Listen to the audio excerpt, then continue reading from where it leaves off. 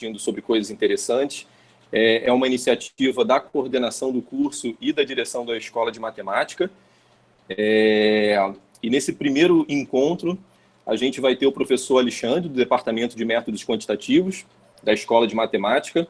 O Alexandre é estatístico, com doutorado em estatística pelo UFRJ, que vai apresentar o seminário Covid-19 em números. Então, Alexandre, é um prazer, uma satisfação e uma ótima apresentação para você. No final, a gente vai ter um espaço para discussão, para perguntas e tudo. Acho que vai ser muito legal. Não vai ser avaliação no final? Pode ser, né? Não estragar essa surpresa. Pessoal, assim, só um lembrete de vocês manterem o microfone sempre desligado, e aí no final, quando a gente for fazer pergunta, abrir para discussão, aí sim, cada um que for fazer a pergunta, comentário, aí aciona o seu microfone, tá bom? Eu também vou desligar o meu vídeo aqui, e a gente deixa só o Alexandre aí fazendo a apresentação dele. Vai lá, Alexandre, uma ótima apresentação. Ok, obrigado. Gente, obrigado pela presença de todo mundo. Essa vai ser uma conversa bastante informal. Tá todo mundo me ouvindo bem? Eu não estou vendo a recepção de vocês, eu estou vendo a minha tela, porque eu fiz alguma coisa errada e não consegui compartilhar ao mesmo tempo a minha tela e a tela de vocês. Então, eu vou falar aqui meio no escuro e espero que vocês estejam me vendo e entendendo um pouquinho do que eu tenho para falar para vocês. A gente está vivendo um momento bem difícil na nossa história, né? E bem peculiar e bem diferente.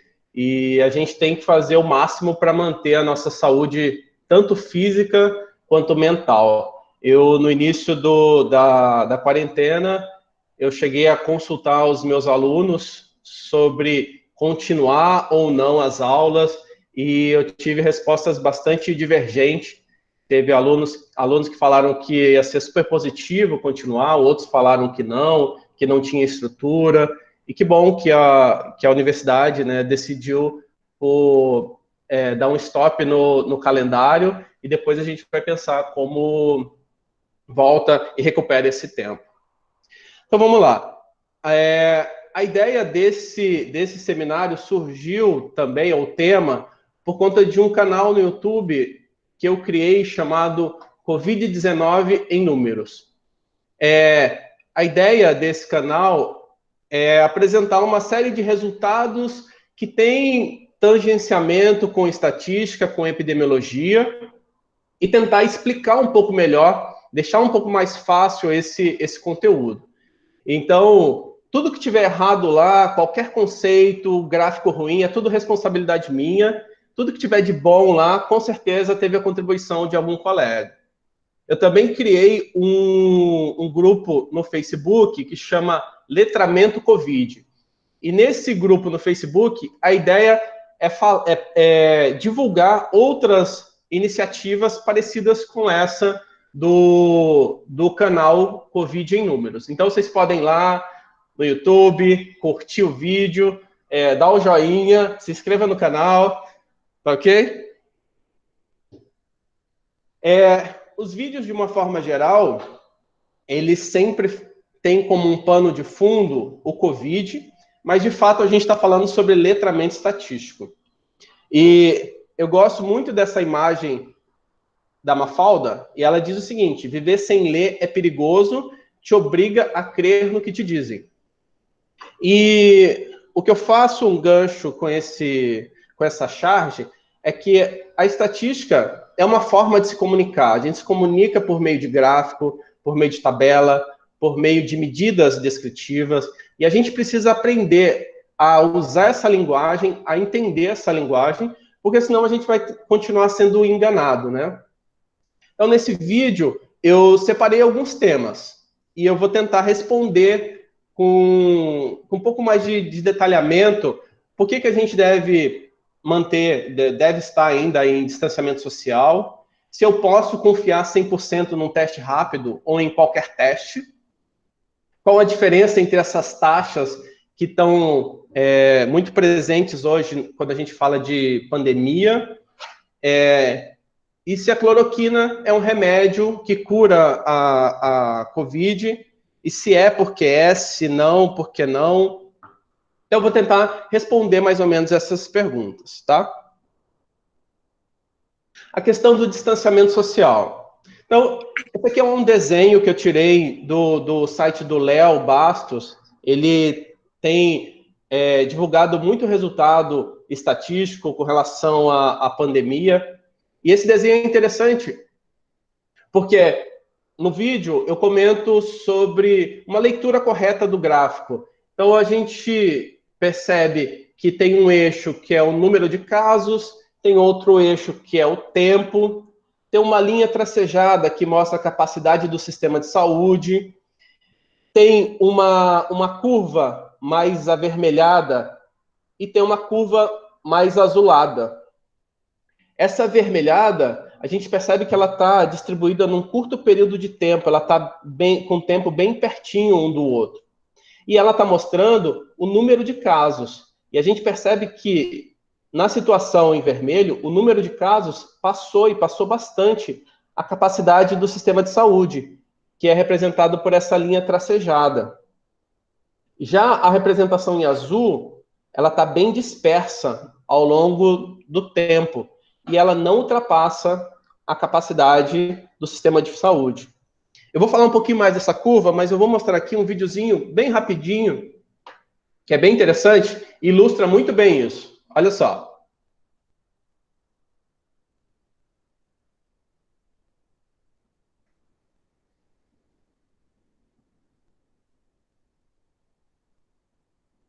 Vou passar de novo.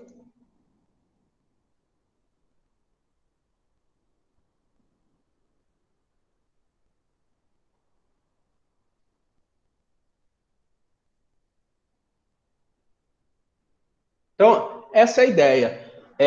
Pode chegar um momento que tenha uma quantidade de casos tão grandes em um curto período de tempo que a capacidade do sistema de saúde não dê conta e muitas pessoas fiquem desassistidas.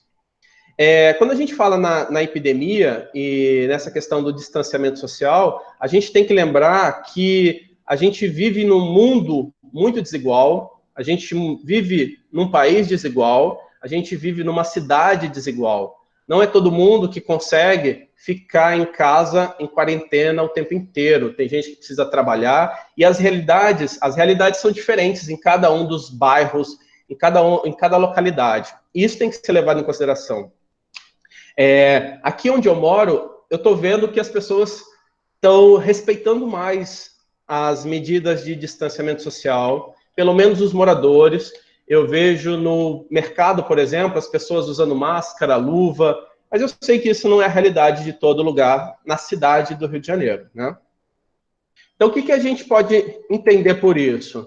Eu acabei de assistir uma parte da apresentação da Abrasco, que é a Associação Brasileira de Saúde Coletiva, e a Marília Carvalho, que é uma epidemiologista da Fiocruz, mostrou essa imagem, eu achei interessante, que quis trazer para vocês.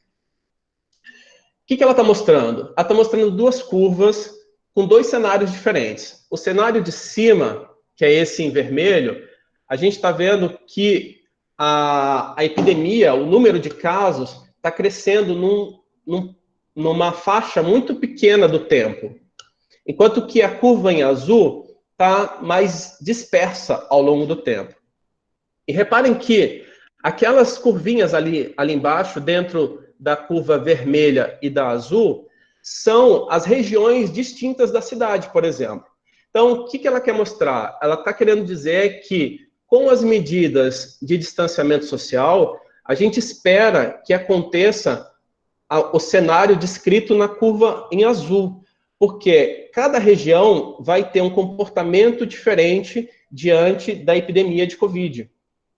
E o distanciamento social, da forma como está sendo dado aqui no Brasil, pode não evitar a contaminação de um número grande de pessoas. Mas o que a gente espera é que essa contaminação seja mais dispersa ao longo do tempo, para que o sistema de saúde consiga dar conta de atender a quantidade de pessoas que vai procurar o sistema de saúde. Ok? Qual que é a ideia aqui também desse vídeo? É mostrar que é possível falar de interpretação de gráfico para alunos do ensino fundamental, do ensino médio e do ensino superior. Vai depender do grau de aprofundamento que você vai levar para falar sobre essas coisas. É interessante pontuar também como uma aula de matemática, ela precisa ser contextualizada. E uma forma de contextualizar é trazer essas discussões da vida real para a sala de aula. Então, aqui a gente poderia discutir várias coisas como dispersão, medidas de tendência central, assimetria, simetria e vários outros conteúdos de estatística podem ser usados em sala de aula. Ok? Vamos para o próximo tema. Eu tentei mais ou menos dividir 15, cada tema uns 15 minutos, 10 minutos, para dar tempo para a gente conversar e num total de 1 hora no máximo. Tá ok? Uma outra coisa que a gente vai falar é tentar diferenciar um pouco o que é letalidade, taxa de incidência e taxa de mortalidade. Esse esquema que eu trago para vocês, eu tirei de um site chamado Information is Beautiful. E é um site bem legal que mostra uma série de formas diferenciadas de apresentar dados.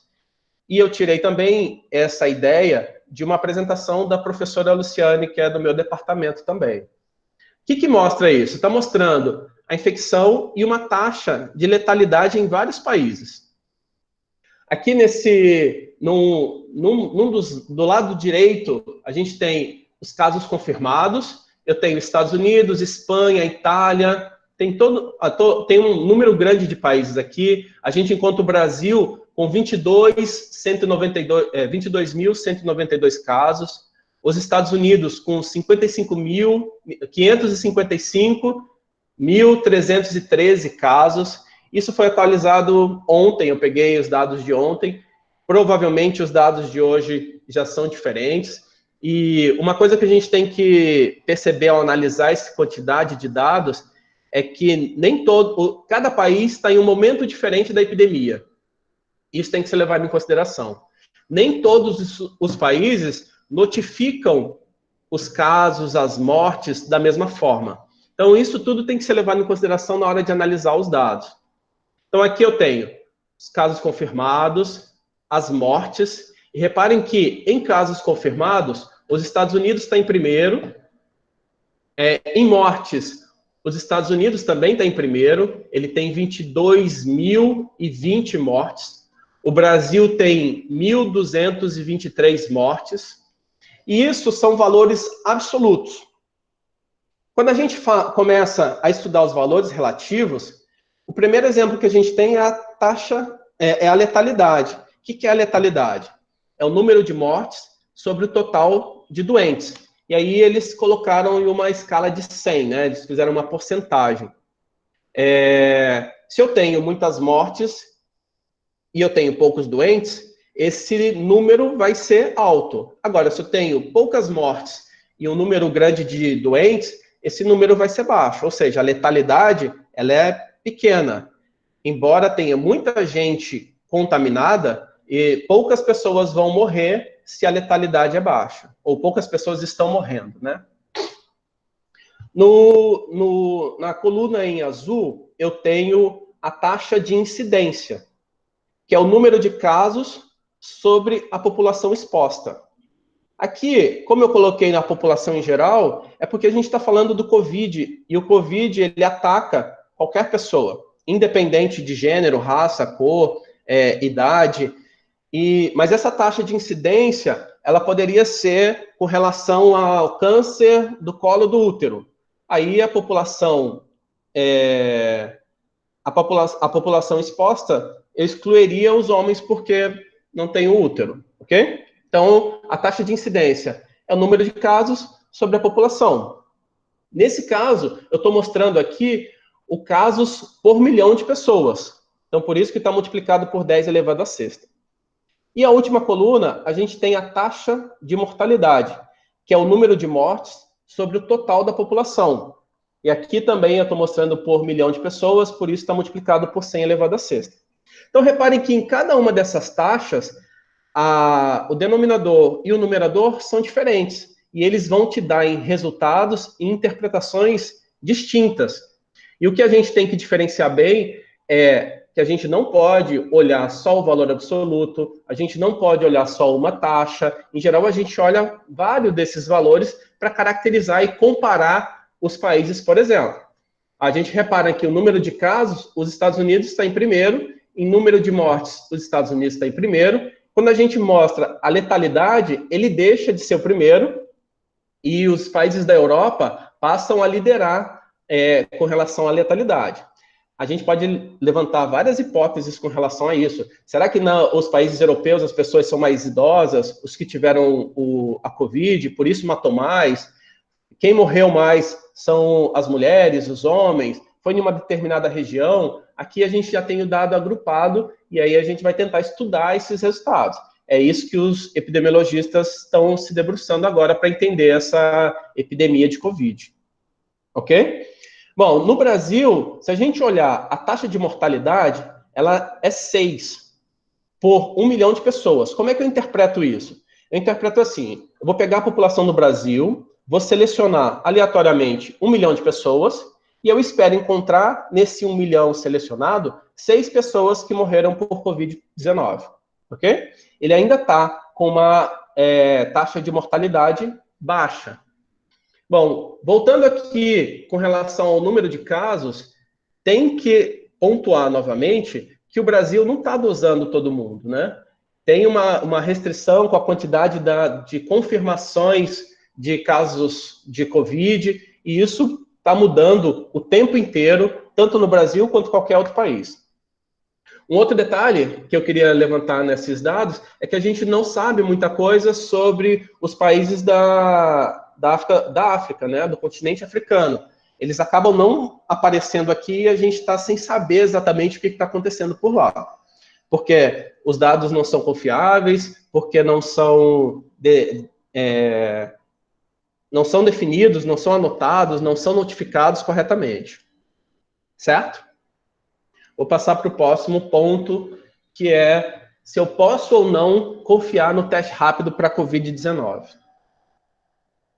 Bom, existe uma divergência bem grande, e aqui eu mostro algumas notícias de jornal em períodos ou em datas bem distintas. Eu tenho aqui do Estadão de 1 de abril, e ele fala que o teste rápido pode ter até 75% de chance de erro em resultado negativo. Eu tenho aqui uma matéria da Exame, que foi de 2 de abril, e diz que teste rápido tem até 75% de chance de erro em resultado negativo. Eu tenho aqui uma matéria da Sociedade Brasileira de Análise Clínica, que ela discute a confiabilidade da especificidade e da sensibilidade definida pelo fabricante desses testes. Então, vamos tentar entender um pouquinho o que são essas coisas todas. Aqui eu mostro um quadro, e a ideia desse quadro é o seguinte. Eu tenho as pessoas doentes aqui em cima. Do lado, eu tenho as pessoas que tiveram o resultado do teste positivo e negativo. Em cima, eu tenho as pessoas que têm a doença e as que não têm a doença. Bom, se eu pegar uma pessoa que tem a doença e o teste dá positivo, ok, o meu teste está correto. Agora, ele pode também pegar uma pessoa que tem resultado positivo e o teste dá negativo. Ele está errando, é o que a gente chama de falso negativo.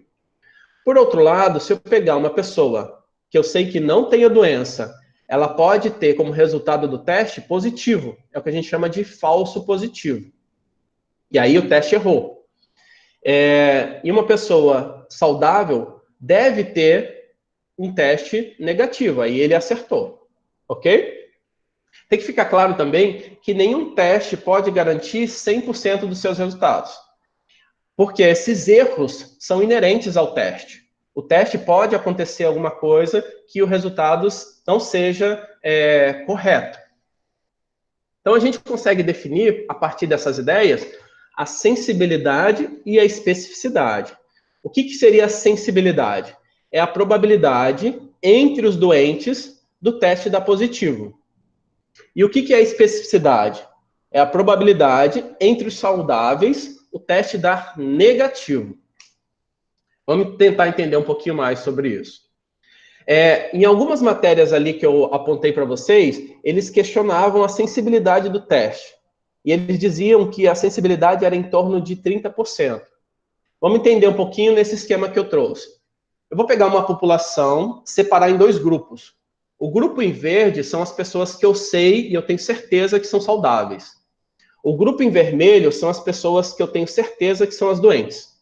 Se eu observar só o grupo em verde, o que acontece? Se eu tenho um teste com especificidade de 80% e eu selecionar 100 pessoas que eu sei a priori que são saudáveis, eu espero encontrar nesse grupo dos saudáveis 80 com o teste negativo. Ou seja, a especificidade é o poder do teste de dar negativo, sabendo que a pessoa vem de um grupo de pessoas saudáveis. Agora, se a especificidade é 80%, pode acontecer em 20 casos que o resultado seja errado. Ou seja, a pessoa é saudável, mas o resultado do teste foi errado e disse que ela é doente. E a gente chama isso de falso positivo.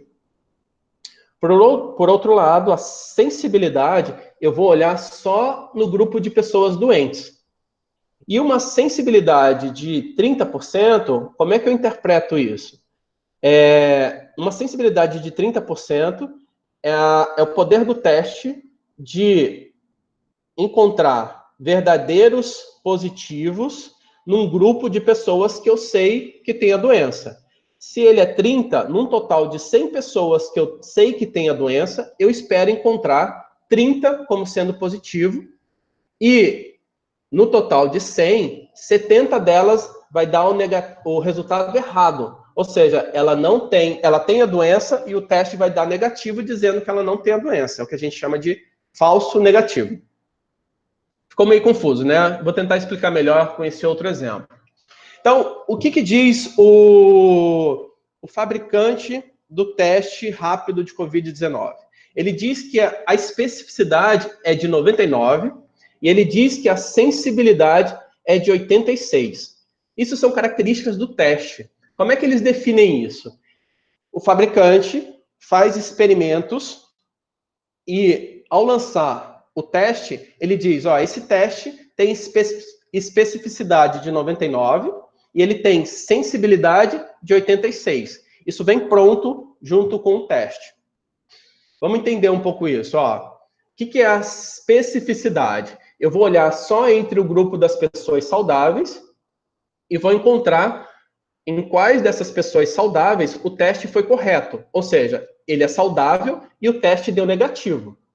E o que é a sensibilidade? Eu vou olhar só para o grupo de pessoas doentes e vou observar quantos das pessoas doentes o teste acertou. Ou seja, ela é doente e o teste deu positivo. Só que, de novo, o teste pode errar em alguns casos e vai depender do valor dessa sensibilidade e da especificidade. Olhando as pessoas saudáveis, ele pode dar um falso positivo. Olhando as pessoas doentes, ele pode dar um falso negativo. Vamos entender um pouquinho mais sobre esses conceitos. Mas isso quer dizer, só esses conceitos, eu consigo responder a pergunta, o resultado do meu teste foi positivo. E agora? Só olhando a sensibilidade e a especificidade, eu não consigo responder essa pergunta. Eu preciso de outras características, que é o que a gente chama de valor preditivo positivo e valor preditivo negativo. O valor preditivo, ele leva em consideração a sensibilidade, a especificidade, mas ele leva em consideração também a prevalência da doença. O que é a prevalência da doença? É a probabilidade de você ter a doença antes de fazer o teste. É a doença na sua comunidade. É uma doença pré-teste. Ok?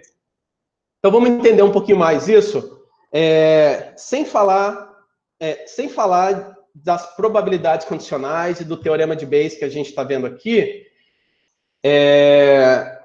Vamos para o próximo slide. Não tem como não falar, né? Já aparece no próximo slide. O que eu defini como a sensibilidade? A probabilidade do teste dar positivo entre as pessoas doentes. Estão vendo aqui em cima? O que é definido como especificidade? a probabilidade do teste dar negativo entre as pessoas que eu sei que são saudáveis, os não doentes, certo? Agora, o valor preditivo positivo é a probabilidade do teste dar positivo, dado que eu tenho a doença.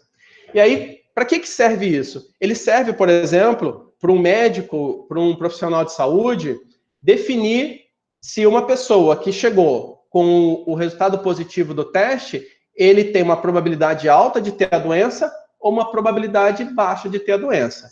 E claro que essa decisão vai depender do local da prevalência dessa doença na localização de onde veio esse paciente. Exemplo claro disso.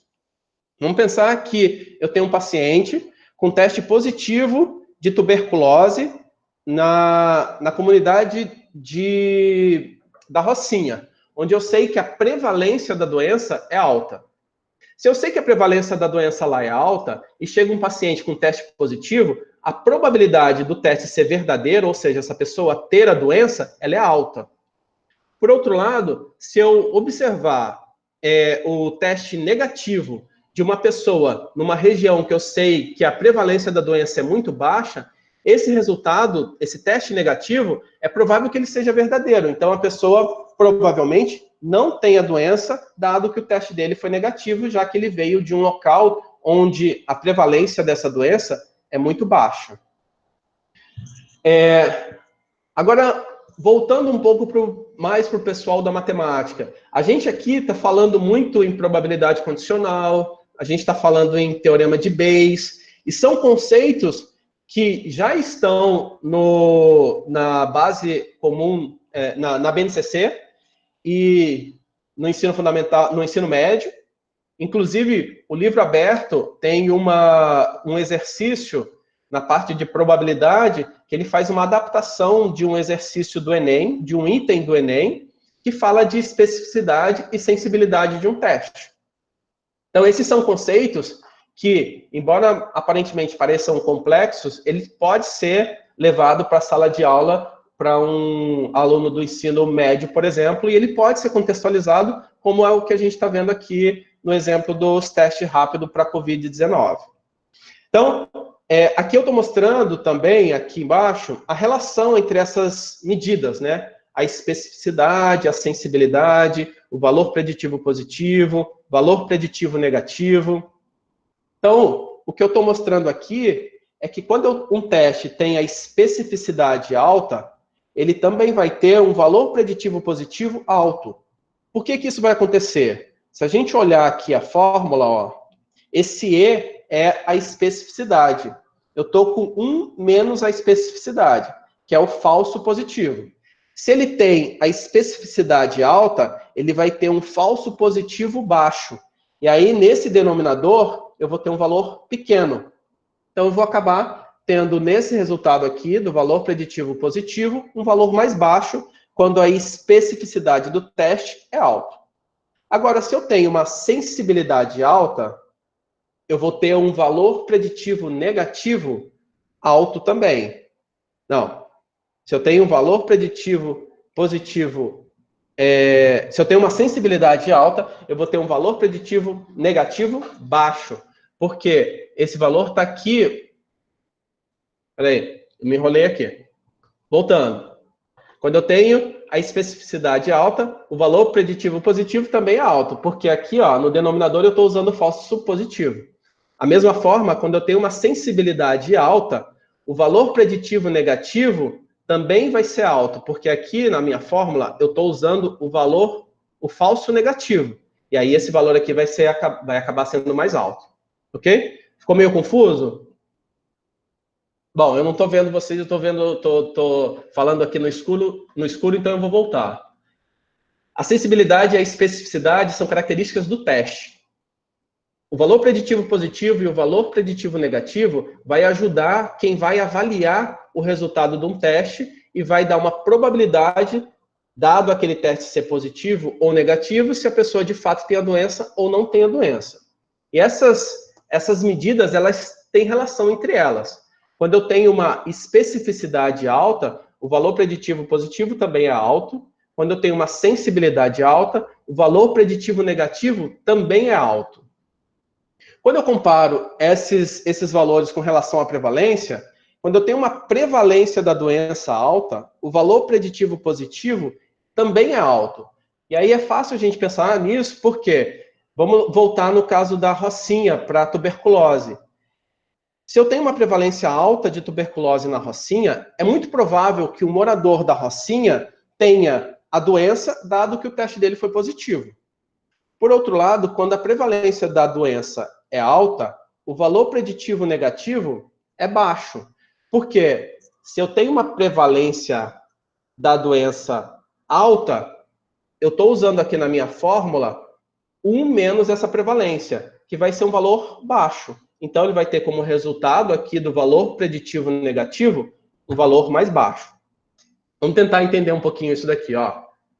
Então, aqui eu estou fazendo uma simulação, considerando a sensibilidade de 0,86, como o fabricante do teste rápido para COVID anunciou. Eu estou considerando uma especificidade de 0,99.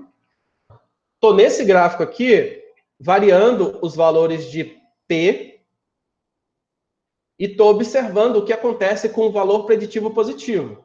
Conforme eu aumento o valor do P, o valor preditivo positivo vai aumentar também. Por outro lado, quando eu aumento o valor de P, o valor preditivo negativo vai diminuir. Tudo bem? O que tem que ficar claro? Que a sensibilidade e a especificidade são características do teste e são definidas pelo fabricante. O valor preditivo positivo e o valor preditivo negativo são características clínicas, e aí são esses valores que vão ajudar o médico, um profissional de saúde, a determinar se aquele doente é de fato positivo, dado que o teste foi positivo. Aquele doente tem de fato a doença, dado que o teste foi positivo. Bom, no site, né, no canal, tem vídeos também explicando um pouquinho mais tudo isso que eu estou falando, e a gente pode ir mais devagar e mais rápido conforme vai entendendo ou não esses conceitos. Outra pergunta que eu me propus a responder é se a cloroquina é um remédio que cura a COVID.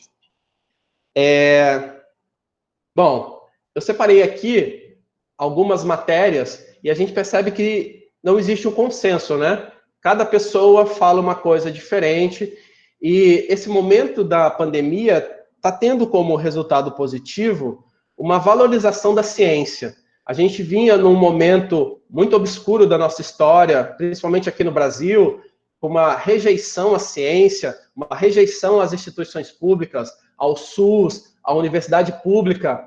E agora, com a pandemia, a gente está vendo que a gente precisa da ciência e cada vez precisa mais. E é muita sorte ter um sistema de saúde como o SUS, que apesar de todos os problemas, ele é muito espalhado, ele está presente num número muito grande de cidades no país. Isso vai ajudar bastante a gente a lutar contra essa pandemia da Covid-19. Então, com relação à cloroquina, a gente está vendo que não existe um consenso, porque as pesquisas ainda não definiram se eu posso comprovar se a eficácia desse medicamento é de fato comprovada. Aí, como é que eu posso comprovar isso? Como é que é? O que funciona? O que é essa comprovação que a gente está buscando tanto? Eu vou falar aqui um pouquinho sobre ensaio clínico e eu vou dar um exemplo bem rasteiro, bem simples, que é uma das possibilidades que a gente de experimentos que a gente poderia usar para verificar se a cloroquina pode ou não ser um remédio para curar a Covid-19.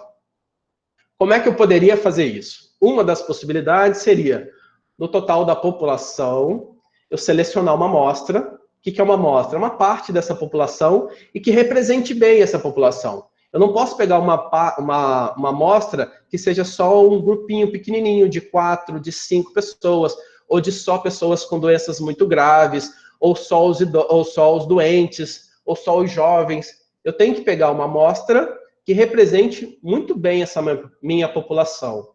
A partir dessa amostra, o que eu vou fazer? Eu vou separar algumas pessoas que vão fazer parte do meu tratamento e algumas pessoas que vão receber o meu placebo.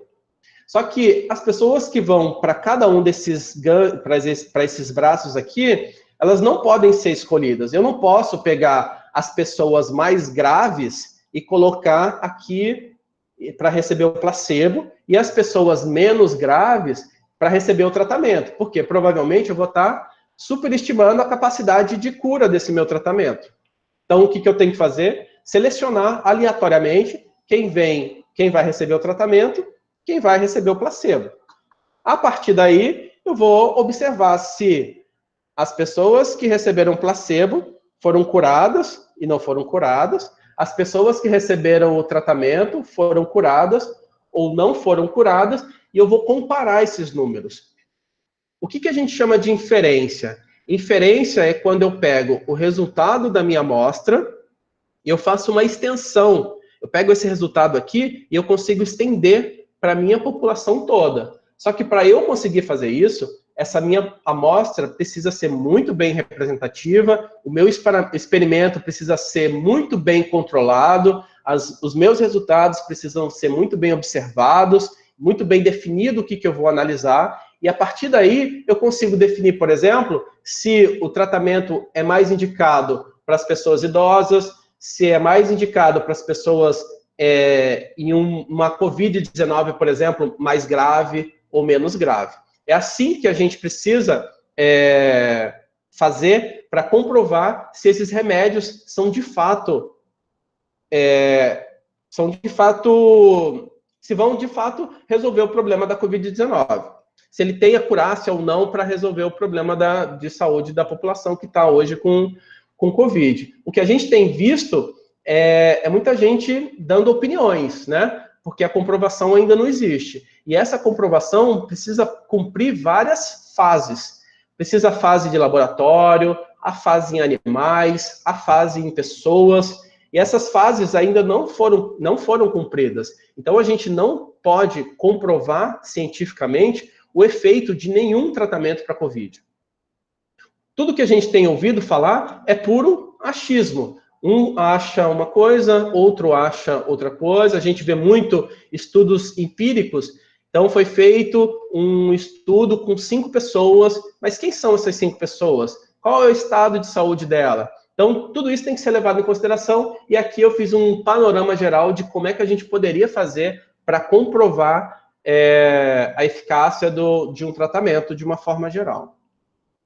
Bom, eu espero ter respondido todas as perguntas que eu me comprometi. Espero também que no final dessa pandemia, quando a gente voltar, a gente volte diferente, a gente volte valorizando mais as pequenas coisas que a gente perdeu, né? A possibilidade de ir à praia, a possibilidade de conversar com os amigos, de estar perto de quem a gente gosta, a preocupação com o outro. Eu acho que, nesse momento, cabe uma reflexão, né, séria sobre nós mesmos e um cuidado ainda maior com o próximo. Muito obrigado por ter ouvido e eu estou aberto agora às perguntas de vocês. Olá, pessoal, aí, o Gladson voltando aqui. Alexandre, obrigado aí, parabéns pela apresentação, foi ótimo, muito esclarecedora, obrigado mesmo. Acho que a gente pode tentar organizar aí a parte agora de perguntas da seguinte forma: tem um chat aí, acho que quem quiser fazer qualquer pergunta pode se inscrever no chat aí acho que fica mais organizado. Vamos combinar assim? E aí, quem for falar, liga o microfone e faz a pergunta para o Alexandre. Bem, enquanto o pessoal se inscreve aí, acho que eu vou fazer a primeira pergunta. Eu não estou inscrito, mas eu vou fazer uma pergunta para o Alexandre, enquanto o pessoal vai se organizando aí, colocando o nome de quem quiser fazer as perguntas. Alexandre, seguinte, tá me ouvindo, Alexandre? Tô ouvindo. Então, eu tenho lido assim que o pessoal consegue fazer uma estimativa do número de casos que de fato estão acontecendo no país, no caso no Brasil, a partir da letalidade esperada. Não sei se o termo seria o correto esse, mas eu tenho escutado falar que a gente teria em torno de uns 300 mil casos, eu acho que atualmente, em todo o Brasil, e isso por conta de uma letalidade estimada em 1,3%. Você pode falar alguma coisa a respeito disso? Você já viu, leu alguma coisa a respeito disso? Eu vi um artigo que saiu, acho que ontem, eu li a respeito de pesquisadores da USP e da UFMG, se eu não estou enganado, falando que eles têm usado esse dado para poder estimar as subnotificações. Esse é um problema sério, né? A gente não sabe quais são as pessoas que estão de fato contaminadas, onde elas estão, onde elas foram contaminadas, e se a gente conseguisse fazer esse rastreamento, a gente poderia isolar um grupo, liberar um pouco mais outro, prestar mais atenção em um grupo do que outro, e sem esses dados, a gente não consegue comprovar e nem tomar as medidas necessárias, né, as medidas administrativas necessárias para combater melhor, de forma mais eficiente, o vírus. A letalidade, ela é o número de mortes sobre o número de casos. Como eu não tenho o número de casos confirmados, eu vou acabar subestimando esse valor, porque as mortes é um desfecho duro. Eu sei quantas pessoas morreram exatamente, mas eu não sei quantas pessoas estavam contaminadas. O que eles estão tentando fazer é estimar esse número de contaminação por meio de fórmulas como o crescimento exponencial. E aí, a partir desses crescimentos, desses valores, eles conseguem estimar essa letalidade da doença. Eu acho que eles usam também informações de outros países, de repente. Eu acho que é bem isso, assim, eu acho que eles acreditam que a letalidade seria de 1,3% aqui, não sei porquê, né, mas certamente baseado em dados de outros países, e aí a partir disso eles fazem essa estimativa do número de casos, né, que a gente já teria. Mas outro detalhe também é que a epidemia aqui no Brasil, ela ainda está começando, né, e a gente espera que ela permaneça um tempo, demore cada vez mais para atingir o pico, para que o sistema de saúde não colapse. Sim. Bom, perdi o fio da meada. Não, mas é isso mesmo. Acho que Obrigado, Alexandre. Eu estou vendo aqui na lista do chat para ver quem é que quer fazer a pergunta. Tem muita gente comentando, dando os parabéns para o Alexandre, mas eu tenho a Renata Seixas que gostaria de fazer uma pergunta. Me perdoem se alguém colocou antes aí o nome e eu não vi, mas aí é só colocar novamente. Renata, fique à vontade de fazer a pergunta.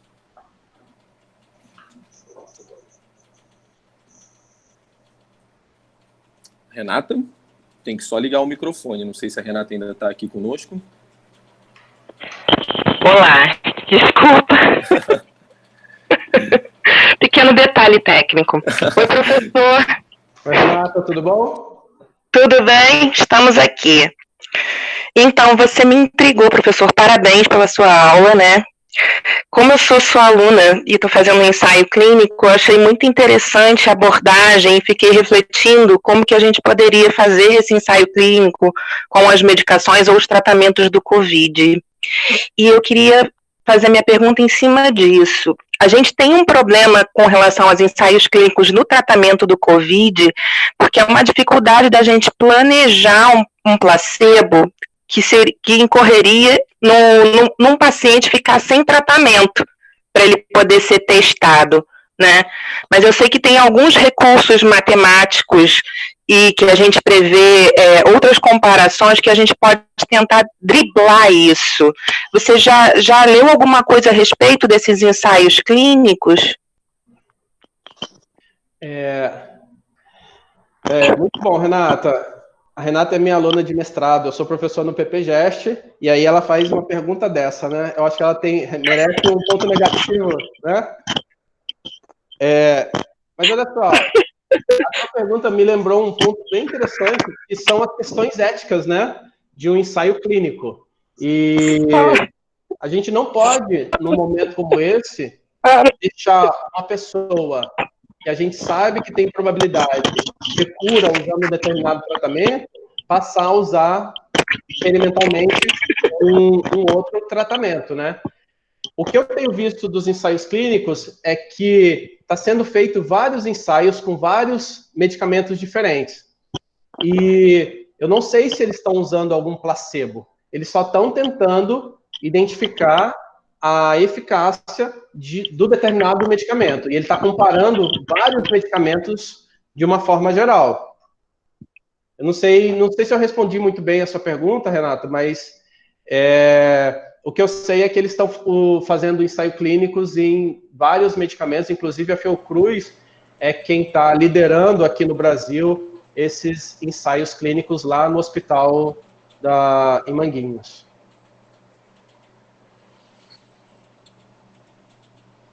Pessoal, pela lista aqui no chat, eu acho que não temos mais inscritos para perguntas, né? Alguém quer fazer algum comentário? Gostaria de falar alguma coisa?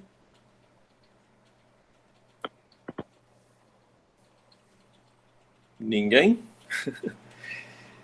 Então, quero agradecer novamente a disponibilidade do Alexandre aí. Foi excelente, Alexandre. Parabéns. Ótimo, muito bacana mesmo. Acho que a gente começou os nossos seminários da quarentena, começamos com o pé direito. Tivemos aí praticamente 50 pessoas acompanhando a sua apresentação. A gente está gravando e deve disponibilizar no YouTube também. E a gente vai se esforçar para dar continuidade ao projeto. Então, a gente deve, em breve, anunciar o próximo seminário da próxima semana. A nossa intenção é que isso ocorra a cada semana, não necessariamente com temas ligados a Covid-19, mas temas de matemática, de um modo geral. Então, é isso. Agradeço enormemente a participação de todos, a presença, a audiência aí. Acho que foi uma experiência muito bacana, muito positiva. E parabéns novamente ao Alexandre. Obrigado, pessoal. Valeu. Muito obrigado, gente. Até Palmas para o Alexandre. Então vamos encerrar nossa transmissão por aqui.